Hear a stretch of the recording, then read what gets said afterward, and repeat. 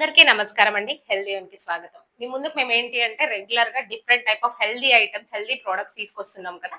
ఈ రోజు ముఖ్యంగా ఏంటి అంటే చాలా మందికి ఉపయోగపడే ఒక ఐటమ్ తీసుకొచ్చానండి. అది కూడా ఏంటంటే ఫుడ్ ఐటమ్. మనం రెగ్యులర్ గా ఫుడ్స్ లో స్నాక్స్ ప్రిపేర్ చేసుకోవడానికి, టిఫిన్ ప్రిపేర్ చేసుకోవడానికి ఇలా చాలా వాటిలో ఈ ప్రొడక్ట్ అనేది వాడతామండి. అదేంటి అంటే రెడ్ పోహా. నవారా రైస్ తో ప్రిపేర్ చేసిన పోహా అండి. మీకు అంటే షుగర్ పేషెంట్స్ ఎక్కువగా నవారా రైస్ అనేది తీసుకుంటున్నారు కదా. డైలీ రైస్ తీసుకోకుండా ఇలా పోహా అండి, అటుకులు మనం రెగ్యులర్ గా పోహా ప్రిపేర్ చేసుకుంటూ ఉంటాము. అంతేకాకుండా దీంతో మనం డిఫరెంట్ టైప్ ఆఫ్ స్నాక్స్ కూడా ప్రిపేర్ చేసుకుంటాం కదండి అటుకులతో. అలా సేమ్ ఇది ఈ అటుకులతో కూడా ఆ రెసిపీస్ అన్ని ప్రిపేర్ చేసుకోవచ్చు, హెల్తీగా కూడా తీసేసుకోవచ్చు అండి.